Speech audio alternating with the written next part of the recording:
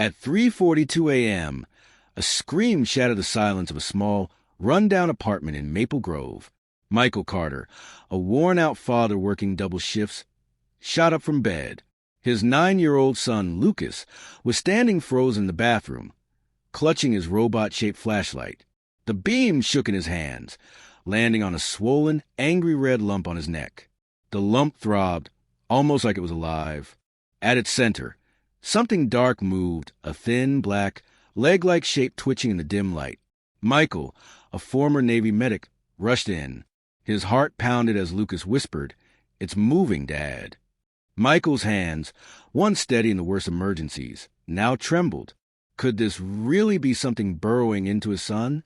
It had all started with what he thought was a harmless bug bite, but that small choice to ignore it had led here, and the nightmare was only beginning.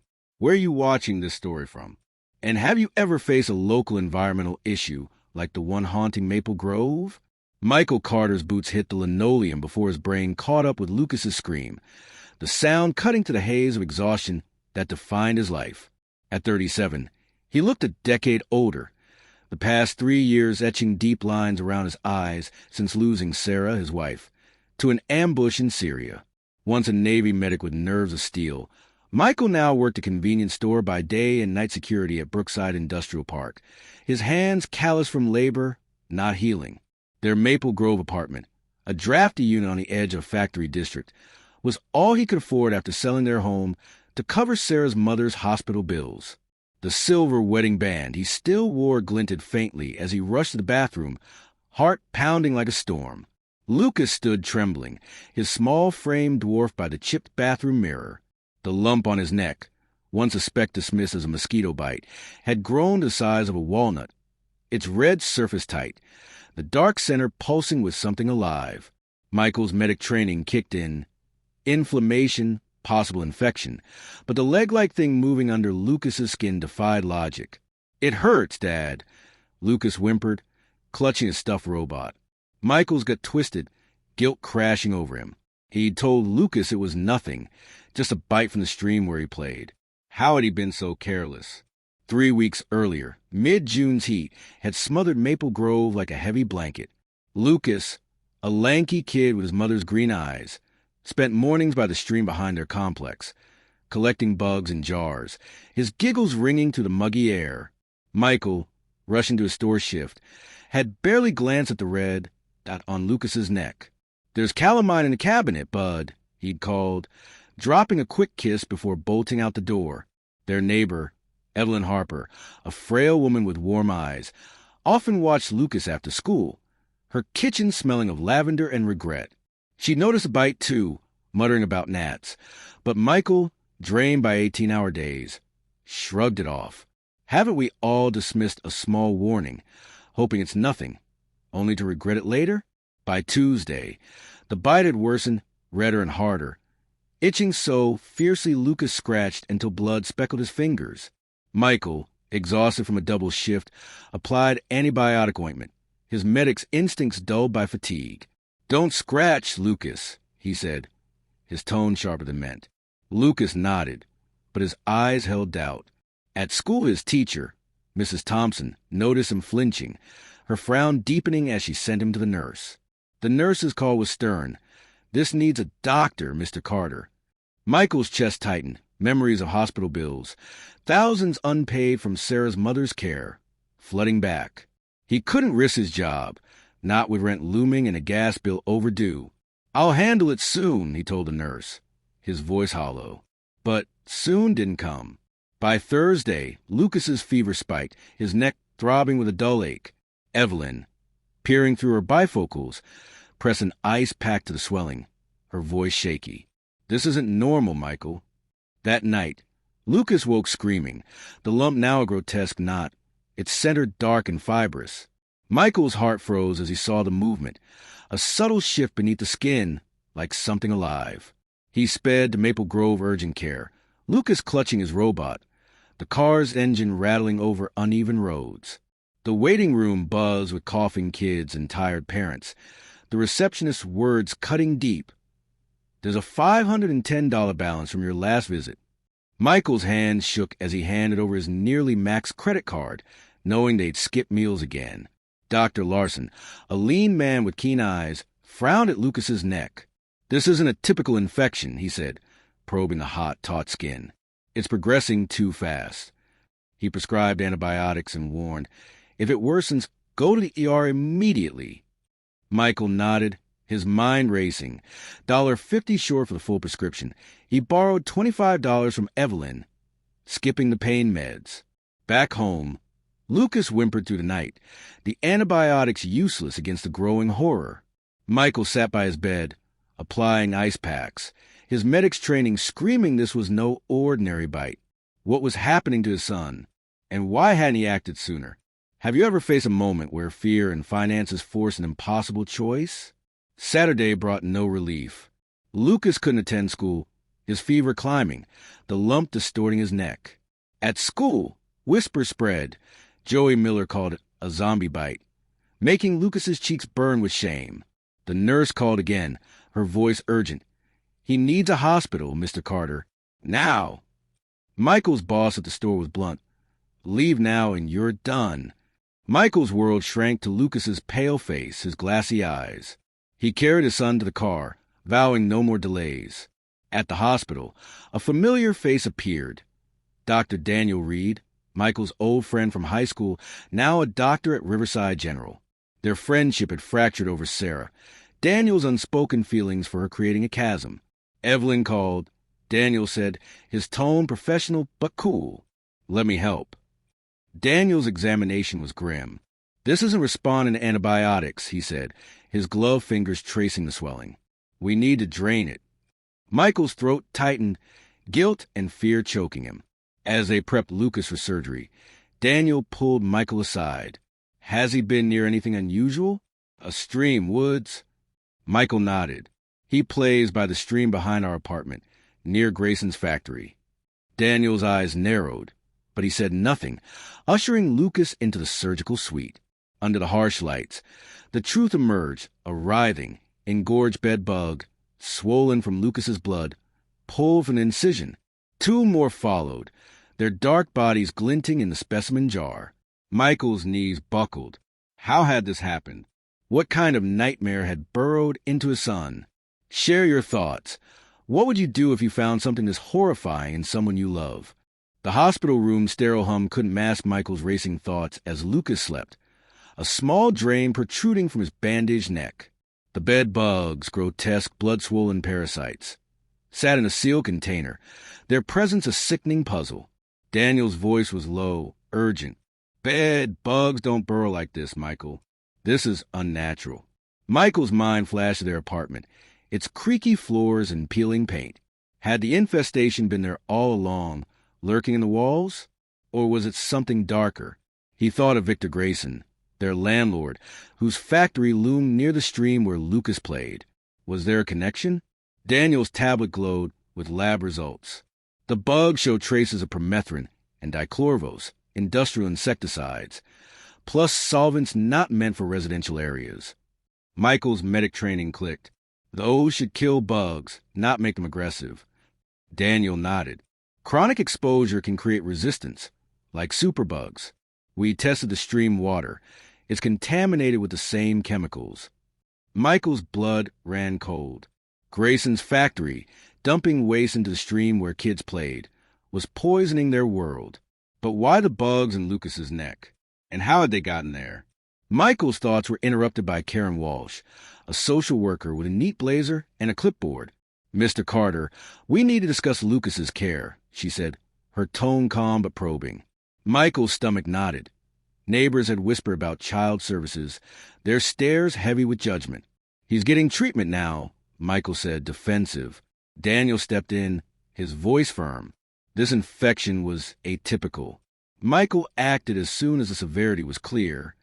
Ms. Walsh's pen scratch notes, her eyes unreadable. "I'll need to conduct a home visit. We're concerned about your living conditions." Michael's heart sank. Their apartment, infested, contaminated, was no longer a home. Where would they go? Back at Maple Grove, pest inspectors swarmed the building, confirming a massive bed bug infestation. Everything's contaminated, Evelyn told Michael over the phone, her voice trembling. Furniture, clothes. They're heating or tossing it all. Lucas's toys, his school books. Sarah's letters, gone. Michael's chest tightened, the loss piling onto years of grief.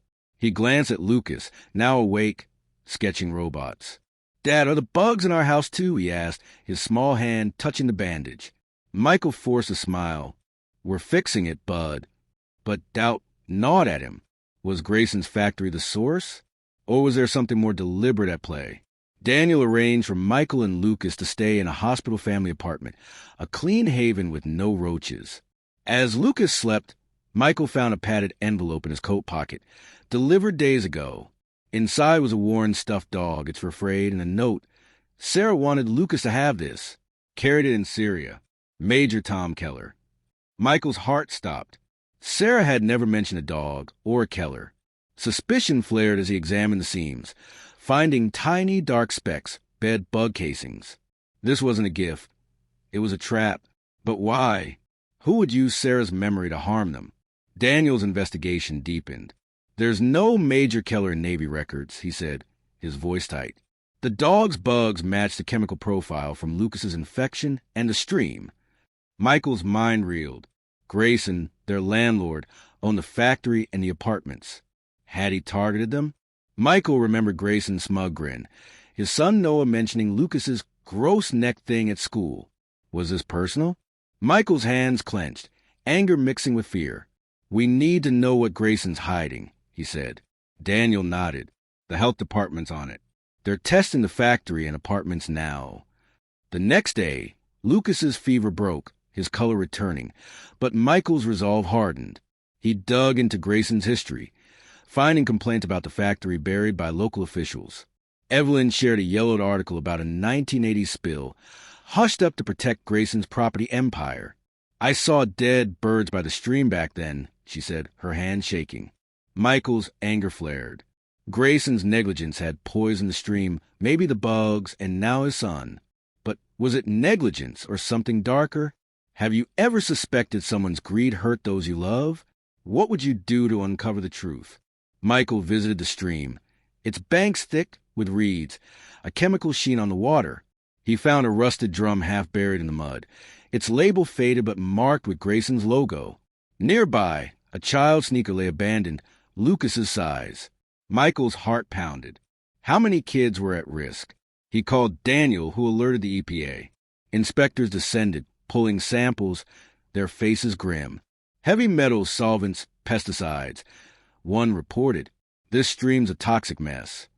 Michael's mind raced to Lucas's bug jars, the red speck that started it all. Had the contaminated water turned ordinary bed bugs into monsters? Ms. Walsh's home visit loomed, her questions sharp. "How long did you delay treatment, Mr. Carter?" Michael's voice cracked. "I thought it was a bite. I couldn't afford to miss work." Her pen paused, her eyes softening. "I'm not here to take Lucas. I'm here to help." She offered resources, veterans aid, housing programs, but Michael's pride stung. Sarah had been proud too, refusing handouts. Yet for Lucas, he nodded, "I'll look into them." As she left, Michael felt the weight of his choices, the system's judgment, and the growing suspicion that Grayson's actions were no accident. What secrets was he hiding? And how far would Michael go to protect his son? Lucas's small scar shone under the hospital lights, a faint reminder of the horror now fading.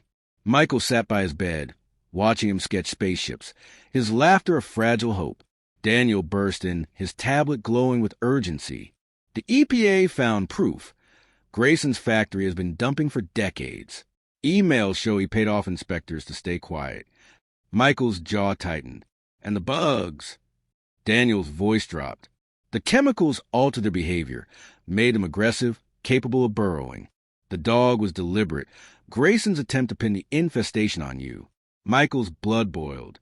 Grayson had used Sarah's memory to cover his tracks, targeting Lucas to silence any investigation.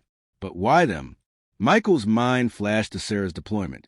Grayson had been her commanding officer briefly, reassigned after a botched mission order led to her death. "He knew us," Michael whispered, the pieces clicking. He recognized our name on the apartment application. Daniel nodded. He was afraid you'd dig into Sarah's death, connect it to his negligence. The dog, with his fake note, was a cruel distraction, ensuring an infestation that would discredit Michael if he spoke out. Michael's hands shook with rage.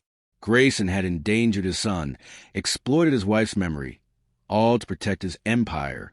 The district attorney, Robert Klein, arrived with Ms. Walsh, his suit sharp, his voice grave. "We have a warrant for Grayson's offices. We need your statement, Michael." For hours, Michael recounted everything: Grayson's smug attitude, the dog, the stream's poison. Klein listened, his pen flying. "We found payments to a pest company, instructions to resolve the Maple Grove issue naturally before sale." Michael's heart sank. Grayson had planned to tank the building's value, buy it cheap, and expand his factory, using tenants as pawns. Lucas's infection was collateral damage in a calculated scheme. The community rallied, neighbors sharing stories of rashes, fevers, and wilted plants near the stream. Mrs. Davis, once quick to judge Michael, apologized, her eyes teary. "We didn't know."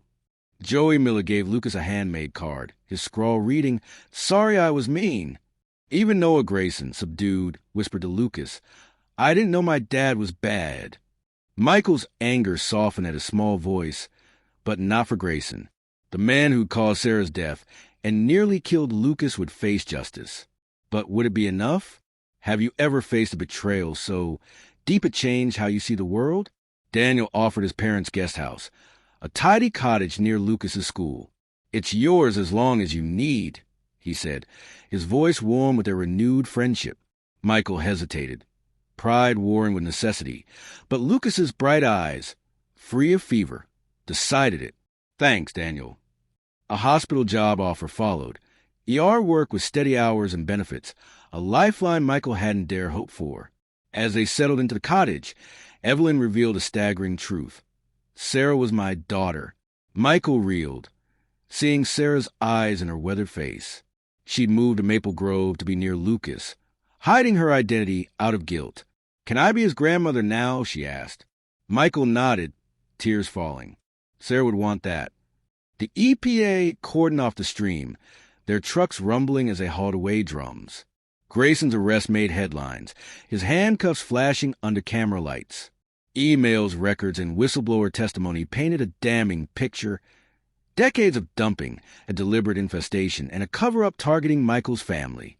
The dog, laced with contaminated bugs, was Grayson's twisted attempt to deflect blame. The Navy reopened Sarah's case, linking her death to Grayson's negligence. Michael's grief, once shapeless, now had a name, a face. But justice couldn't erase the scars, Lucas's or his own.